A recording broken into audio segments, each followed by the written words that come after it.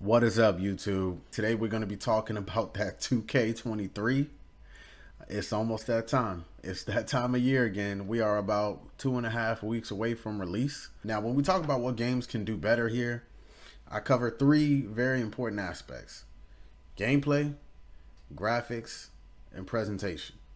Those three things make sports titles what they are. If you enjoy the video, you find it entertaining, you already know what to do. Hit that like button, hit that subscribe button. Algorithms are for real. So let me know what you think in the comments. Otherwise, let's get to work.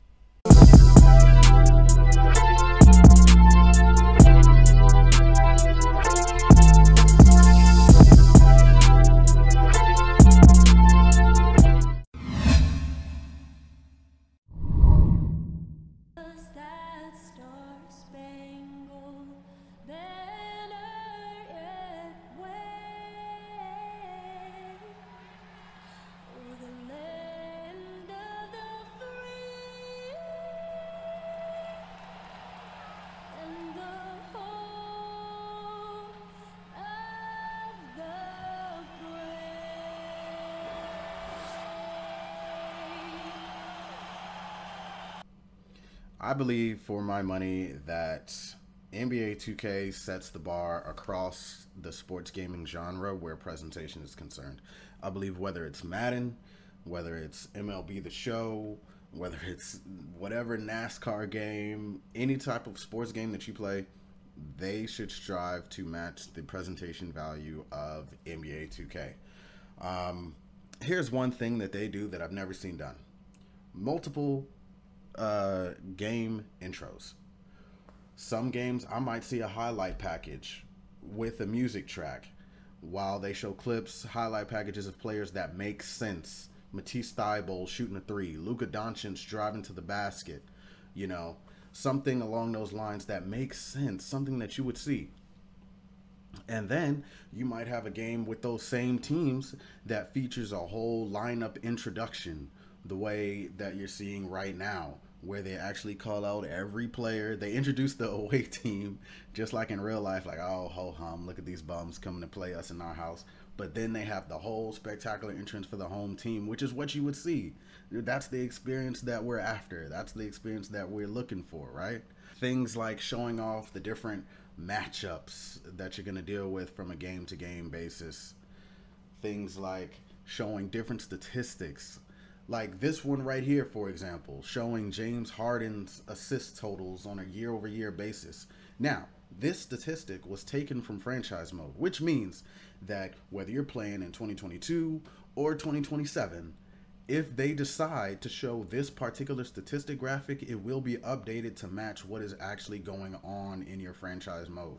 Then you have the pregame interviews with the sideline reporters, and you have interviews with players that they'll show clips of in game. Gotta keep shooting, gotta keep making plays, keep finding the open man, and obviously the ball gonna go in eventually.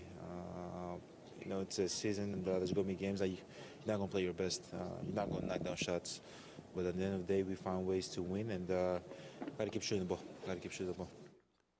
And it seems certain. The only improvement I would say that I would like to see is updating it, even if it's in a generic way. Interviews with new players that you might draft, auto-generated players, like auto-generated draft picks and things like that. I would love to see them in interviews as well, even if they just use generic voices and such like they did in NFL 2K5. The halftime show is the best that I've seen in gaming to this point. Honestly, outside of putting NBA on TNT on the graphic, you're not going to get anything more true to life. They cover trades, they cover NBA All-Star voting, they cover dunk and three-point contest contestants. Basically anything that happens in your franchise mode, you can see covered in this halftime show, which is pretty damn awesome, and I have no complaints or nitpicks here. Just keep improving.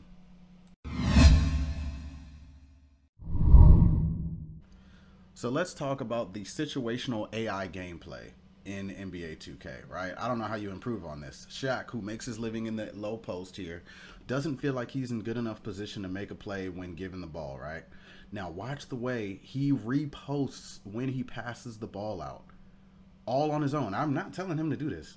Look at him push the defender so he can get that extra couple steps under the basket where he's the most unstoppable force ever. One aspect I do need to see improved are the way that defenders behave when they're being screened, whether out of a pick and roll or any sort of set play. Sometimes they'll go under a screen when they need to go over. Sometimes they'll go over when they need to go under. And that is very harmful to gameplay when defenders don't behave the way they need to, whether programmed or not, whether freelancing or not. That needs to be improved on for sure. I will say, when a good quality pick and roll is executed, it looks absolutely beautiful. Absolutely beautiful. I mean, I gotta say, if those issues get ironed out, those things notwithstanding, NBA 2K is a great playing game in motion. It's just tremendous, top of the market. So, you know, as far as improvements go, just iron out those things, and we're still looking at the best, if not definitely one of the best sports games out and available. So, yeah, let's go.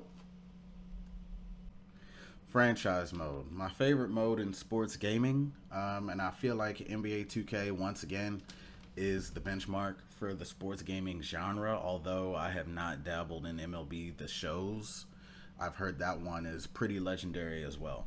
I feel like it's the deepest in gaming.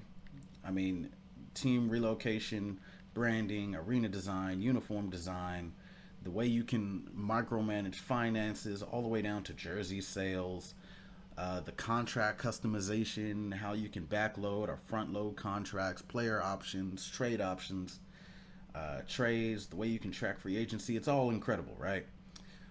Although I will say improvements that I believe they can make, for example, are a better guide or teaching tool to show people exactly how to go about setting up a training schedule for their team. I believe that even though they have general descriptions as to what you can do to improve your team or what certain training aspects do, I honestly, honestly, I don't know anyone who actually does this on a regular basis. And I know a lot of dedicated 2K players, right? And it's all, you know, trial and error type thing. And I feel like there could be a better tool in game to show you what exactly this does and how exactly it'll affect your team over time. But other than that, I feel like this is as deep as it can be. I mean, even down to the team statuses and dynamics of chemistry and things like that, I think it's awesome. As far as improvements go, outside of not knowing how to do certain things and not being able to learn how to do certain things on the game itself, I think it's marvelous, and I can't wait to see what kind of improvements they come up with themselves here. My team. I'll admit, when I first played NBA 2K for the first time, hopped into my team, I was hooked, just like most people are hooked. But I'm more of an X's and O's simulation guy, and I'll probably not play this mode as much as the rest of the world. I'm a franchise mode simulation guy. I don't know how I let myself get sucked into this mode at all. As far as improvements to this mode are concerned, I feel like this mode does everything as well as it can. There's nothing really out of place with this game mode. It's pretty awesome. I mean, you get to play as your best players, but I mean, as the best players available, you know, ever. So that is the appeal of this mode. And yeah, I mean, my team, I'm sure it contributed to the $1 billion that NBA 2K brought in. That was not me over exaggeration. They literally make $1 billion. So yeah, there's nothing wrong here.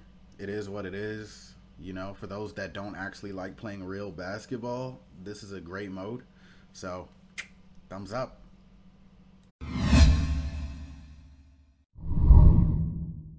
Now, some of the graphical issues that I've come across, most of the particular issues that I'm going to talk about happen, I'd say 3 or 4 times out of every 10 games that I play.